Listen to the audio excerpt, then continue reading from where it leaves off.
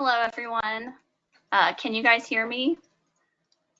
There is a chat option on your screen. So if you can't hear or you have questions, you can always enter those in the chat box. There's also a box for questions, so feel free to use those as well. We are right at 3:30, so I'm going to go ahead and get started, and we will let those who join a couple minutes late, we'll just let them join as they come, and we'll take questions at the end. So if you guys could just hold on to your questions until the end, I would appreciate that. But if you do have a pressing issue with the webinar software or something like that, feel free to, again, use the chat box or the questions box. All right, well, we'll go ahead and get started.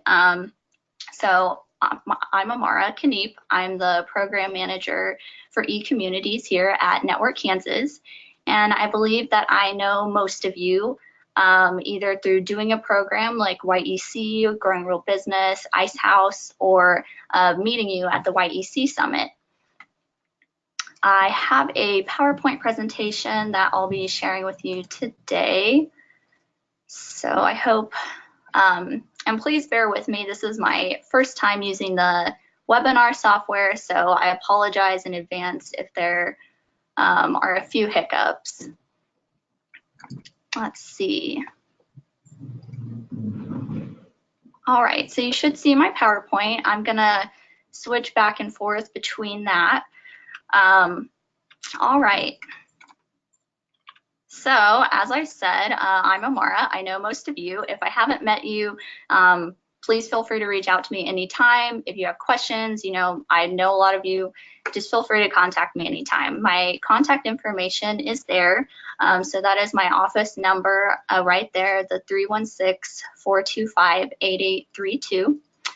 And then that's my email address, akniep@networkkansas.com.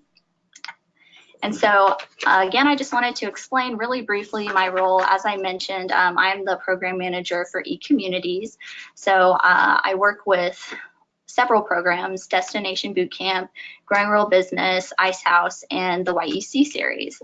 So YEC has grown quite large, and it does take up most of my time, and I'm basically our resident expert on the program. So please, as I mentioned, feel free to reach out to me anytime with questions. I am a resource available to you at any time in addition to your field manager.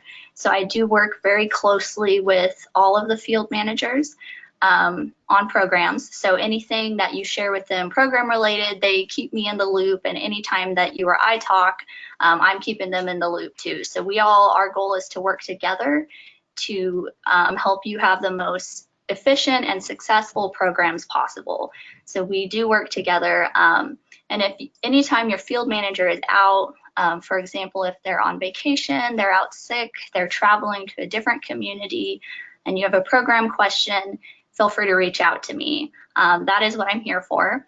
And YEC and the programs are my job all the time. So I am more than happy to help you guys. And it doesn't have to just be when your field manager's out of the office. You know, anytime you have a question, you can reach out to either of us. So we work together, and we're more than happy to help you guys out anytime.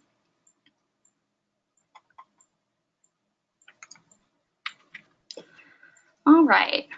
So wanted to do just a little slide on why youth entrepreneurship matters. I think this is a subject that we are all passionate about on this webinar. And this is something that Network Kansas as an organization and also all of our staff feel very strongly and very passionately about. The goal of the YEC series itself is to provide hands-on entrepreneurship experience to students and to help them see that this is a viable career option for them. You know, a lot of people think entrepreneurship is something that you're born with, or something that's out of reach, something that's not feasible for them to do. And so our goal with this program is to help students have that experience from an early age, and to see that this is something that anyone can do.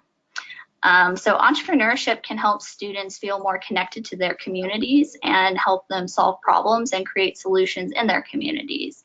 So our hope is that the students will see things in their communities that they want to bring in. For example, maybe your community doesn't have very many restaurants, or maybe it doesn't have something else. The students can see, this is a need that I could fill myself, and start working on those projects, and hopefully stay in their communities, stay in our state of Kansas, instead of feeling like they need to leave when they're older.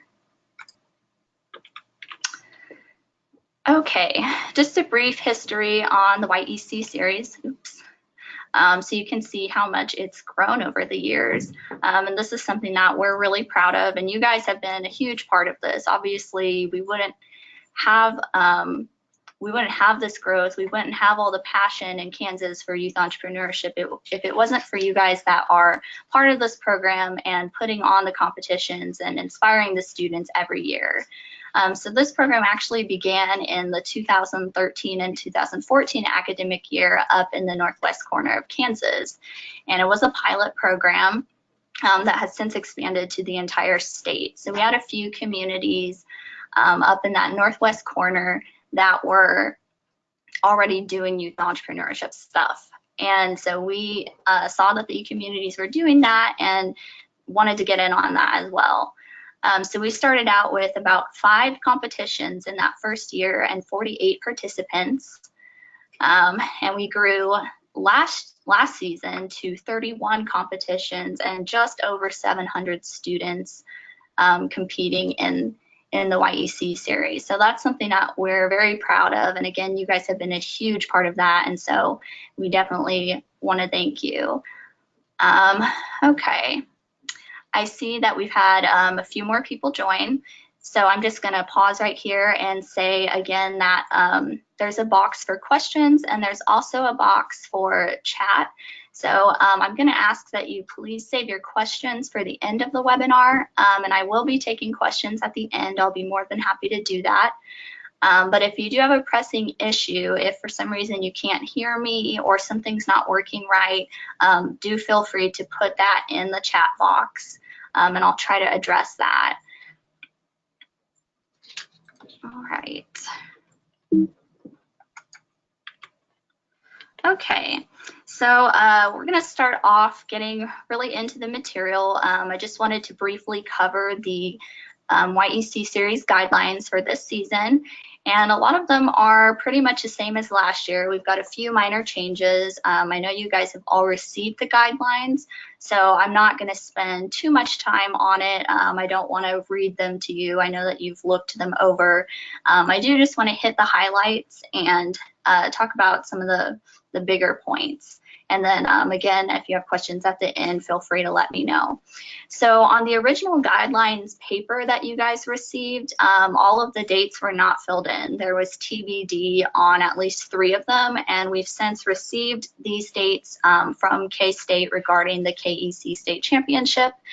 So these are filled in right here. So you'll see that the sanction application is due in the portal November 16th.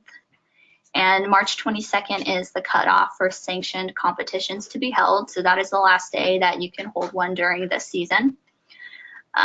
One of the new dates that we received from K-State is the March 29th. So that is when the executive summaries will be due to K-State. That is for both the first place winners and those wishing to obtain a wildcard slot.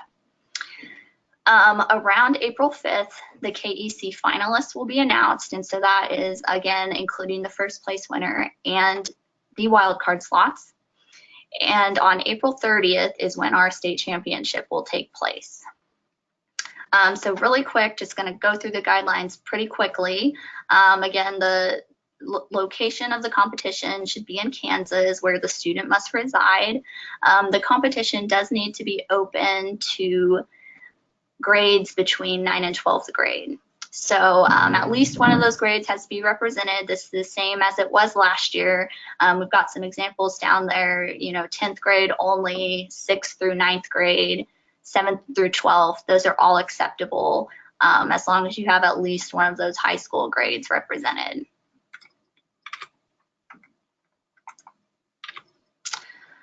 All right, so the components that need to be part of the series are again the same this time.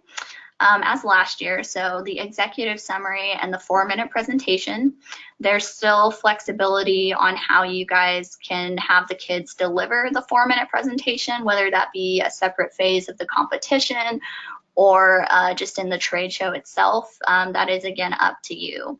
And then you can also include additional components of your choosing, including the trade show or elevator pitch.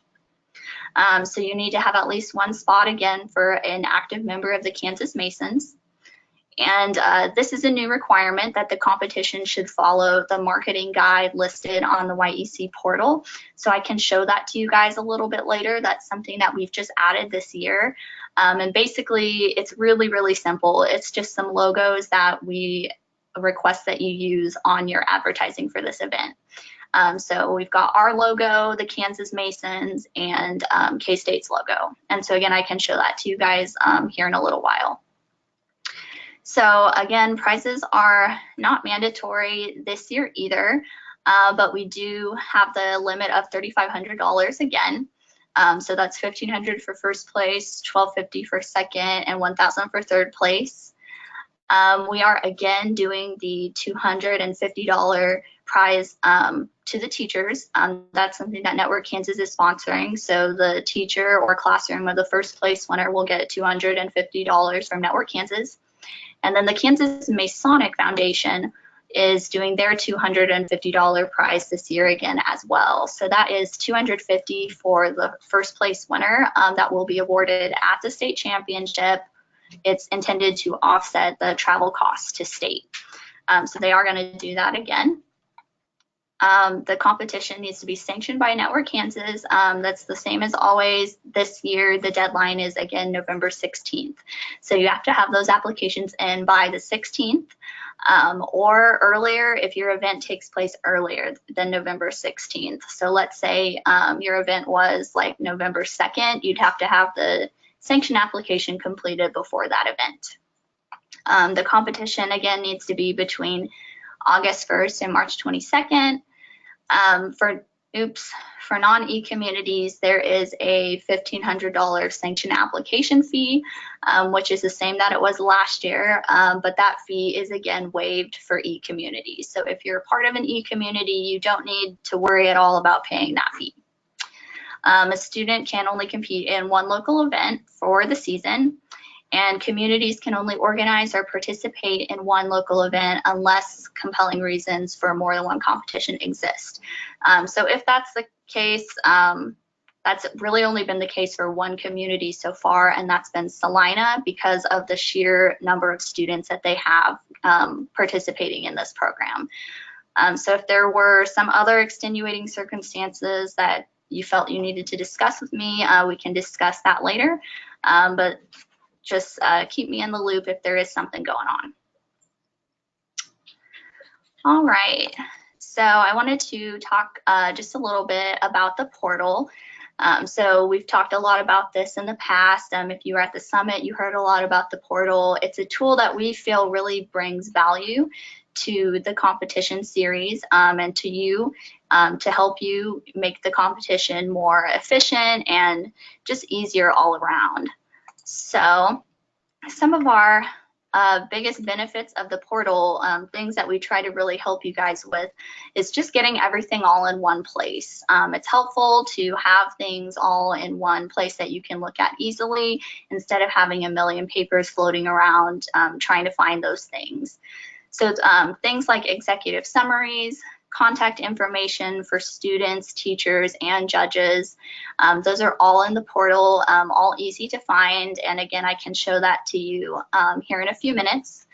And then this full scoring system. So our portal will take the scores that are entered and calculate them for you into who won the event. So hopefully that is a lot easier for you guys than just doing hand calculations and hopefully saves a lot of time. That was definitely our goal with that. So you are not required to use the portal. It's not required if you choose not to. We certainly think it has value, but if you don't want to use it, that's definitely your choice. However, everybody will use the portal for one thing, and that's the sanction application. So those, again, do need to be submitted by November 16th or before. If your event is held before that, you'll fill out the application in the portal, and I can show you where that is also. I'll touch on that briefly. If you have any questions about where to find that, or you're having any issue with the sanction form, just feel free to let me know. So call me, email me anytime, and we can definitely get that sorted out. All right, so now it's time to talk about some of our new features. I'm just gonna share about these really briefly, and then I'll go into the portal and actually show you how these work. So our sanction form save, last year you had to do the form all in one sitting, and it was really inconvenient for people because sometimes they didn't have all of the information with them. And now you're able to save that form as a draft and come back to it. So that was something that we had requested from partners a lot. We also have a video tutorial. So a lot of the stuff that I'm sharing here today and even more is in our video tutorial that we just completed and just added to the portal. I can show you where that is. And it's something that you can refer back to anytime because it is embedded in the portal. Student registrations. Oops. Sorry about that, guys. Let me find my slide again. Okay, there we go. So student registrations, we had some complaints about that last year. It was a pretty confusing process for the students where they had to do 3 separate steps to register. So they had to register an account, then they had to register for a competition, and then they had to set up their business. So a lot of people were not completing that. Just out of confusion, it wasn't very clear. So that's something that we heard several complaints about and we've worked really hard to fix. So I can preview that as well, just what that's going to look like for the students, and it basically makes them complete all of the steps in one sitting so that they don't get confused and they can just get everything registered right away.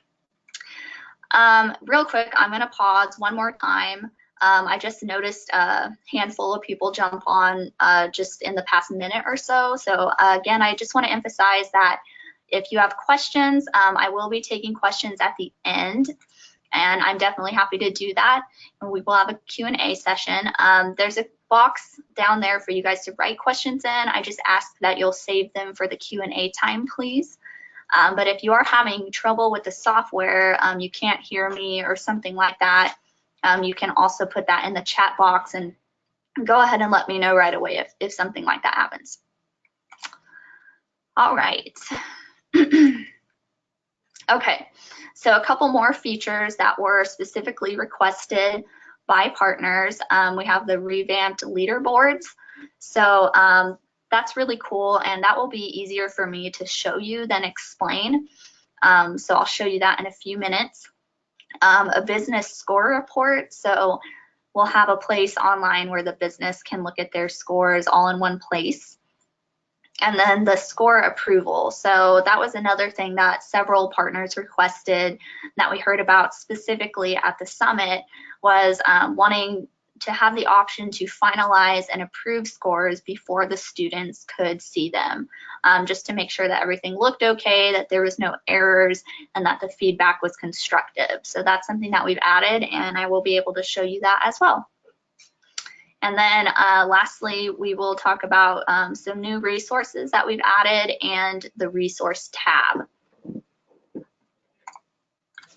All right, so I am going to pull up the portal, and the first thing I'll show you is the student registrations. So you guys can see my screen, and I am logged in as a student, and I am on the Getting Started page. So you'll see right here where my mouse is, they have 2 options. So if they're new to the portal, they can start here, and if they're returning, they can click here. So with this new to the portal, I just created this test account just so I could show you guys and go through the process authentically. So I'm going to click on this new to the portal option. It'll ask them what they want to do. So do they need to create a new business, or do they need to join a business? So for the sake of this example, I am just going to create a new business profile. We'll wait a minute for it to load.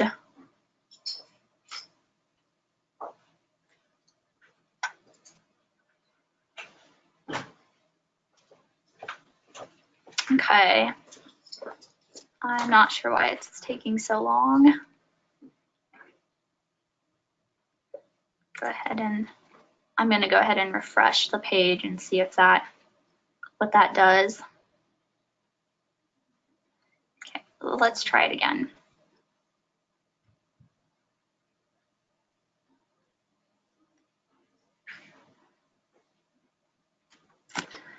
Well, sorry guys, I don't know why it's taking so long to load. What I'll do is I'll go ahead and I'll log out of this. I'll log into the partner account, then I'll come back to the student version so that I can show you the partner stuff first. So again, this is another test account that I'm using. Okay, so we're in, and this is what the portal looks like on your guys' end. I'm sure many of you that have used this before know that, but for those that are seeing this for the first time, you'll be starting on a getting started page that basically explains to you next steps to take and how to use the portal. So I'm going to go to the profile option, and under that drop down there's your events. And right now you can see the test event that we've created. So cool new competition. And if you want to go into that event, you'll click the enter event portal. However, I was going to show you the sanction application save feature. So I'm just going to try this real quick. So we're going to create a new event. So I'm just going to put test event just for now, save and continue. And you'll be taken to the page. So the competition organizer, I'll just put my name, put my phone number, and email, and go to the next page.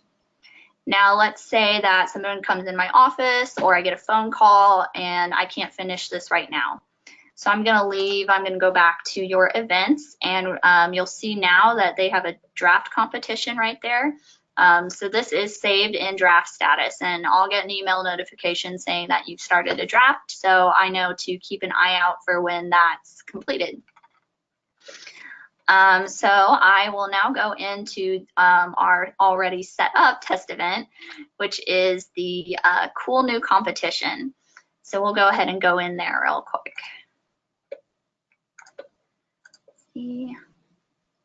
So you go into your event portal. You'll start out on a directions page that just gives you some directions about, again, how to use the portal. Event details. So this page is just basically a summary page for you guys where you can go in and see all of the information that you put into your sanction application is right here. You'll also be able to see when you set your deadline for students to register in the portal for your event, and when you want them to upload their executive summary and or PowerPoint. So you can always edit any of this information at any time. Down here at the bottom, you can see your event details and how it's weighted, so how all of these things are scored. And for this example event, we are doing an executive summary, a 4-minute presentation, and a trade show, and they're all weighted evenly. All right, so if you go to the Students and Teachers tab, up at the top you can see who your teachers are and what school. And then down at the bottom you can see students, so you'll be able to see their name, grade, who their teacher is, what their business is, and then their contact information as far as email and mailing address. So scroll back up and go to the Registrations tab. And this is where you can see the businesses. So on these businesses, you'll be able to see the registrations as they come in. And here we have the business name, the entrepreneur, their executive summary. So this is where I mentioned having the executive summaries all in one place. You can see them here and you'll be able to click on them and read them. If you want them to upload a PowerPoint presentation, you'll also see them here as well on this Registrations tab. And so every student, when they register, on this far right column that says update status, it's going to say pending. This example event, all of these businesses have been approved, but let's say a person just registered, it would say pending right here, and you would click on the word pending. So it'll look like this, and you'll change it to approved and hit submit. And that will officially approve them to compete in your event. Go over to the judge assignments, and you can see your judges and which component they are judging, so what you've assigned them to judge. And I think on the registrations page at the bottom, I did forget to mention you have your judge registrations here as well, and you'll have to approve them too. All right, so we've got a scoring overview page, and I will come back to that in just a second. I'm gonna go to the revamped leaderboard real quick. So this is where we've made some improvements. So you can see all of the businesses, and let me just start here at the top. So you'll see your scoring system. All of these are balanced and equally weighted, and what rubrics you're using. So these are for each of the components. You'll see the weights here. And so this is a cool new feature. You can now see how many scores are entered and how many are remaining. So last year we didn't have this, and it was a little bit of a guessing game sometimes, just trying to make sure everybody got everything in and that there wasn't any duplicates. So right now you can see all of these here.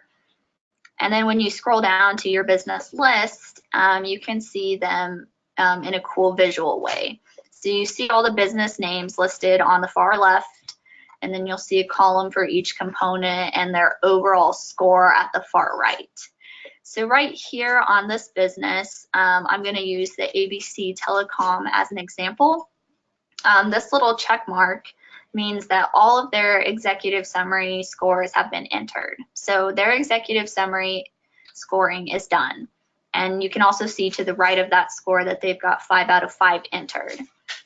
You come over here to their 4-minute presentation score, and you can see that based on this blue half circle, it's only halfway completed.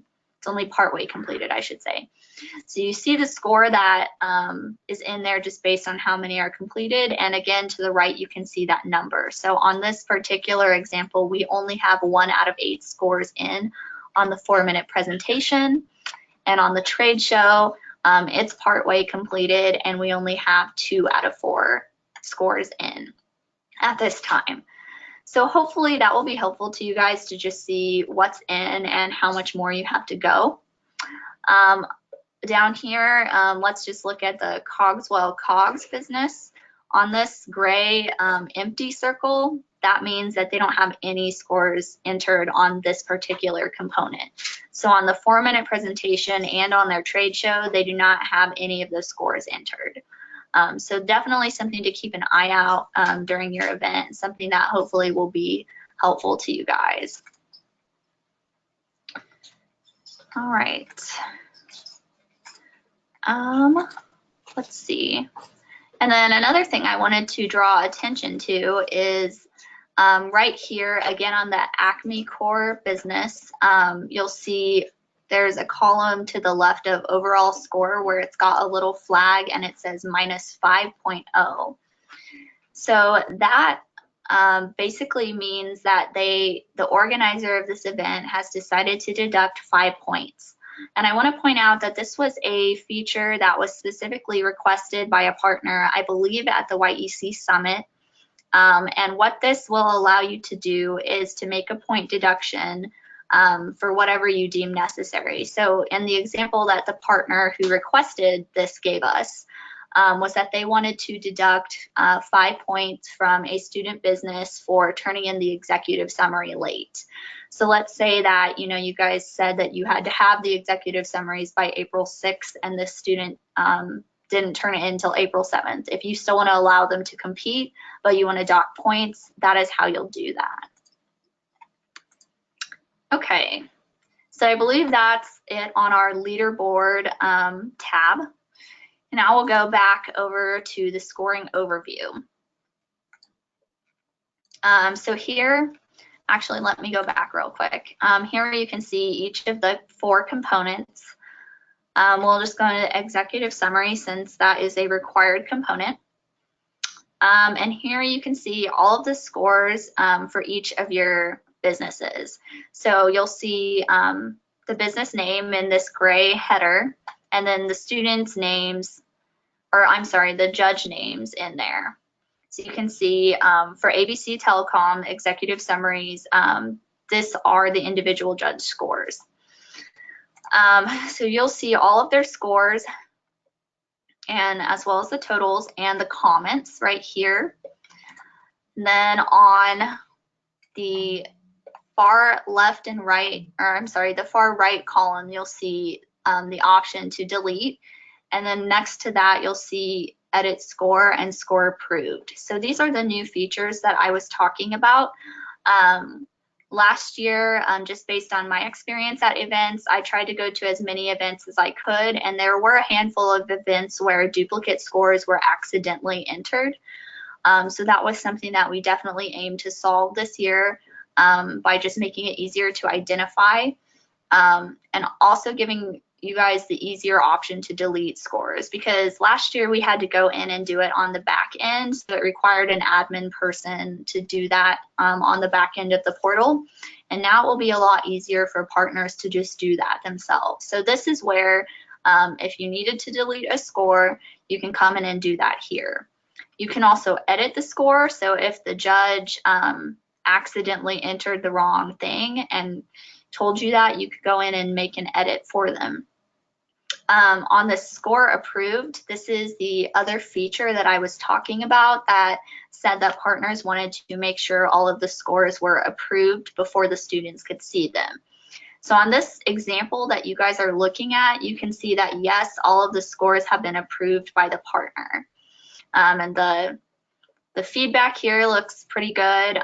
They're, really good job, great business plan. Those are all very nice things, and try explaining your customers better, constructive criticism. So, if for some reason you had a judge that left a comment that you didn't want students to see, or you wanted them to change it, you could go ahead and hide that score until you resolved it.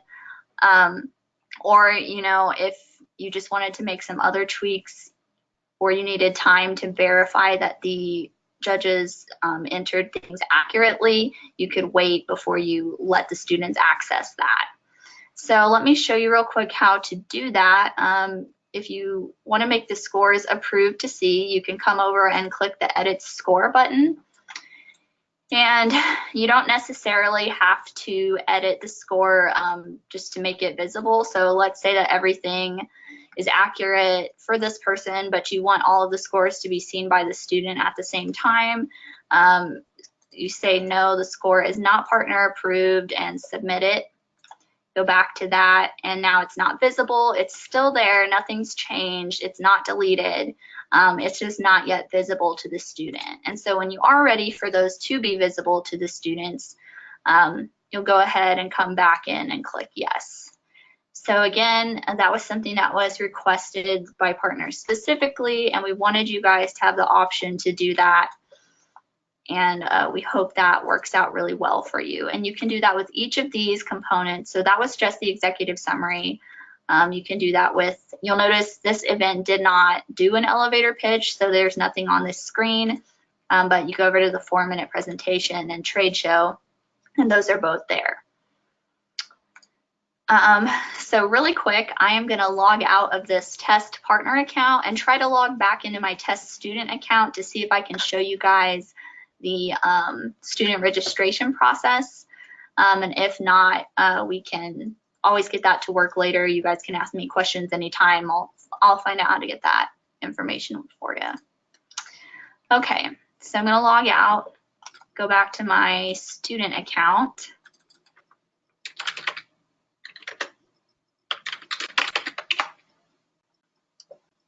Okay.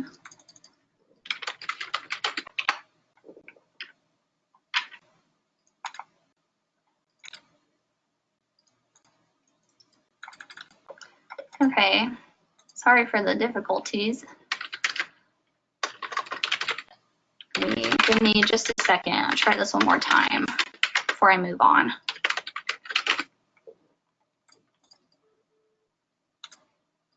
Okay, so I'm not sure what's going on with that. Again, if you guys have questions about the student registration process, let me know. I'll be happy to help with that anytime. Okay, so I'm sorry. I guess I need to log back into that partner account because I almost forgot to show you guys the resources tab. This is a tab that will be very helpful to you. But before I get to resources, I had mentioned earlier the marketing guide. So right here under the YEC Series tab at the very bottom, you'll see the marketing guide. So click on that. It has the logos all listed here that you can download, and it has an explanation about how those should be used on flyers. So it's pretty simple, but if you have questions, just let me know. And then next to the YEC Series tab, you'll see a Resources tab. So I wanted to make sure to highlight this for you guys just because this tab has pretty much everything that you'll need to plan a competition. So we've tried to think of everything and get it in one place, and I'll just run through it really briefly. So on our planning, we've got an overview, a timeline, and frequently asked questions. On our best practices, we've got everything relating to location, to marketing, how you want to advertise your event, teacher partnerships, how you guys can work together with teachers, student involvement, how to get students involved with resource partners and mentors, and then our judge preparation, which is just relating to getting those judges ready for your event, especially if they're new. Our education section of the resources tab is very, very important, especially when working with teachers. So we've got our components divided up into 4 sections here. So we've got the executive summary, the elevator pitch, the 4-minute presentation, and trade show. And so you guys, like for example, you can click on the executive summary, and you've got guidelines here. And down at the bottom under downloads, you'll be able to download a scorecard, a template, an actual example from a past student, and another fictional example. We also have links to additional resources on each of these component tabs. So articles and videos showing you, how to write an executive summary, how to give an elevator pitch. This is our elevator pitch section. So we've got a short little video there for the 4-minute presentation, a couple videos. And we've got scorecards available on each of these. And the trade show has a couple examples of past student trade shows as well. So definitely, if you are a teacher or if you're working with teachers and trying to use the portal in the classroom, trying to get the students prepped for competition, make sure to use these resources in here. Under here, resources tab, and then the tutorials drop down is where you will see our newly created video tutorial. So a lot of you guys know Ted Crewell, and he manages the back end of the portal. He does a lot of the website building for us. He has created this tutorial video, and it is embedded in the portal for you guys to access anytime. And then right here, I will draw your attention to a little timetable right here. So let's say you're pretty familiar with the portal and you don't want to watch the whole video. You just have a question on one specific item. You can come down here to this table and click on the section you're interested in, and it'll take you right to that section so that you don't have to sit through the whole video waiting for that. All right. So with that, I think I pretty much covered the main features that we've created based on our requests for improvement over the past season. Again, if you have questions about any of that, the tutorial is on there, or you can feel free to reach out to me and or Ted at any time. So just feel free to let me know if something's going on that you don't quite understand or you're having an issue with. I'll be happy to help. Okay, so real quick, I wanted to talk about the KEC State Championship. I did want to just take a moment to emphasize that the organizer of that event is Dr. Chad Jackson. So he is the director for the Center of Advancement of Entrepreneurship at K-State, and he is pretty much the authority on the KEC competition. So Network Kansas, you know, we do work in partnership to send the winners of local events to the KEC, but we are not the organizers of that event. That does fall to K-State. And so Chad is the ultimate authority on the KEC. I'm sure many of you have probably heard from your field manager by now, but there will be a few tweaks to the upcoming format of the KEC State Championship this year. So there's just going to be a few tweaks to that. I don't want to get too much into that since that's really Chad's place to share and announce that. But again, I think your field managers have probably shared this with you in regard to the divisions that they're thinking of implementing and a couple other things like that. Doing the mock boardroom instead of the 4-minute presentation. I think your field managers have covered that with you. But I did want to let you know that we are offering a webinar on October 3rd that Chad is going to conduct himself. So he will be on that webinar, he'll be leading it, he'll be interacting with you guys and sharing the information about the tweaks that they have made to this format of the competition. He'll be available to answer any questions. And I know that he'll be happy to do that. So in our experience with Chad, he's a great organizer. He's really, really easy to work with. And I think you guys will really like what he's done with this competition. So after this webinar concludes today, I will be sending out a link for that October 3rd webinar. It's at the same time at the 3:30 time so that hopefully teachers and other school staff can access that after school hours. And that one's a little bit easier to register for, so you won't need to do a registration form like this webinar. You'll just click on the link at the time of the webinar, so it's pretty easy. And again, I'll be sending that out after we're done today. Okay, so got a few pictures here. These are some pictures that were taken last year during the 2017-2018 series. In Salina and Marion. All right, so it is now time for questions, and I am happy to take those. So if you guys have questions, feel free to put them in the question box.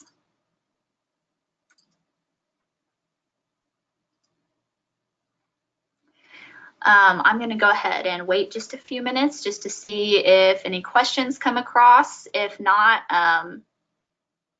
like I said, you guys just feel free to contact me anytime. So YEC is my job all the time, and I love it, and I'm happy to help you guys anytime you have a question about a resource, a best practice, just want some ideas or somebody to bounce ideas off of. I am always here for you guys.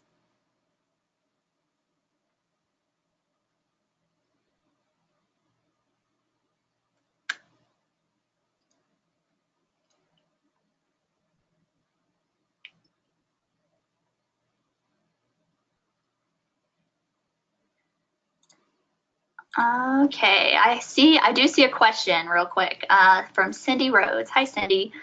It says, on the slide regarding judges, does the event organizer have to enter each judge's score and allow it to be seen by the student? No, I'm sorry about any confusion.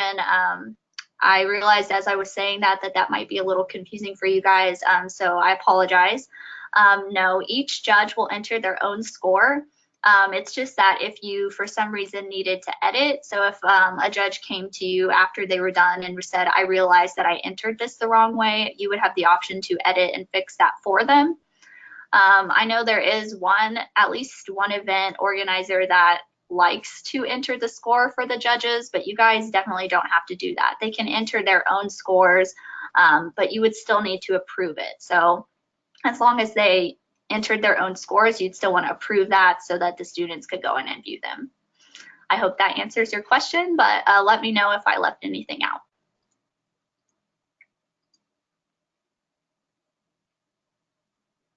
Okay, I see another question from Roger Raby. Hi, Roger. So it says you have the scoring for all 3 categories, but the only thing that has to be done online in advance is the executive summary, correct? And so yes, that's correct. You'll want to have your judges score that in advance, but you don't have to do anything else in advance. Everybody that's used the portal pretty much has had the judges scoring as the presentations were going, so that is correct.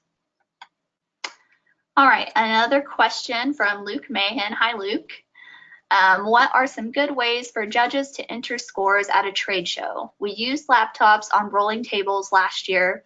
Just wondering if someone was doing it easier than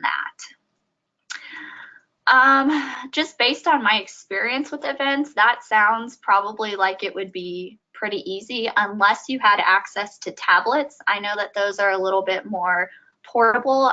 So if you had access to tablets, I would recommend doing that, but not everyone does. So the laptops on the rolling tables would probably be pretty easy. I was a judge at an event in which we carried laptops from trade show to trade show, which was fine, but it's just sometimes it gets hard to hold all your stuff. Another way that people have done it is just had judges do paper scoring while they were at the booths, and then they went back to their laptop and entered it into the portal right as they were done. So that's another option, but it just depends on what you think is easiest. Okay, another question from Luke. Did judges give better or longer comments written or entered via computer? So just based on my experience, I didn't really see a huge difference either way. I actually thought maybe it was a little bit better on the computer. They felt like maybe they had more time to write things out in the computer. I'm not sure, but it wasn't too much of a difference. That's just based on my experience. You may ask your field manager. They probably would also be happy to give their opinion, but I didn't think the length of the comment was too much different based on the way that they either wrote it or typed it. I think judges give better comments the more that you encourage them to do so. So I think if you don't really address the judges about giving feedback, they'll usually give pretty short answers. But the more that you encourage them and let them know how much of a difference this makes to the students and how it can really affect the growth of their business and help them in the long term, the better that they give comments. So I think that one really just comes down to how much you're encouraging them and giving them guidance on the feedback that they give. All right, any other questions? I'm scrolling, trying to make sure I got everyone. Okay, I don't see any other questions. I'll wait just another minute just to see if anybody has anything that they think of. Okay, one more. Awesome. Okay, another one from Roger. Could you explain the Masons $250? Is that for just one team at state, or is it for the first place winner at each competition? So yes, it's for the first place winner at each local event that they receive at state. So hopefully, I know this can get a little confusing. I hope I explain it well. Basically, it's for every local event's first place winner, but they have to compete at state in order to get that event, or in order to get that prize. So participation in the state event is a prerequisite to get the prize, mainly because they are viewing it as basically an offset to state travel expenses. So once your first place winner shows up at state and competes, then they can get their $250 from the Masons, and the checks were mailed after the participation at state. So hopefully that answers your question. If anything is still unclear, just let me know. I'm happy to help. Okay, question from Dave Dukart. Hi, Dave. So were you going to talk about the Entrepreneurship Fundamentals course? I was not going to touch on that just because you guys had received that information from Ann Duval and also from your field manager.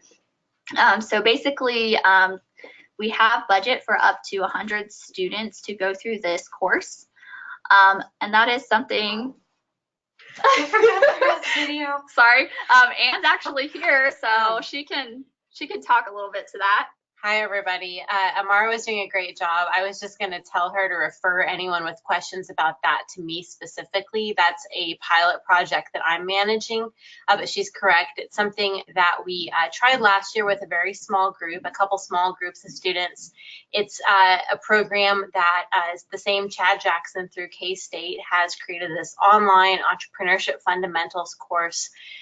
We spoke about it at the summit in Manhattan. So if you were there, you got to see the program and hear a little bit about it from Jessica Fox as well as myself. But it's a fairly advanced online 10-module certificate program that covers entrepreneurship fundamentals, things that are important to think about when you're starting your business. But I felt that it was appropriate for advanced high school students as an independent project, or with the help of a teacher, could be approachable for younger students as well. I don't want to steal away from the focus of this call, which is the YEC series. So if you have questions or want to talk about that, just get in contact with me directly. You know, we can send that contact info out if you guys don't already have that, but thank you. Thanks, Ann. All right, so hopefully that answered your question, Dave. All right, any other questions? Anything else that I can help you guys with right now? Wait just a minute.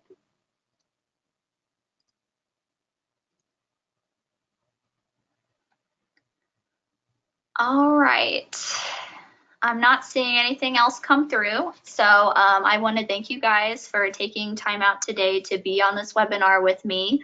I know you guys are all incredibly passionate about this program, and it's just so wonderful to see. You guys really make a difference in your communities, and it's just awesome to witness. So I'm incredibly proud to lead this program and proud to work with you guys.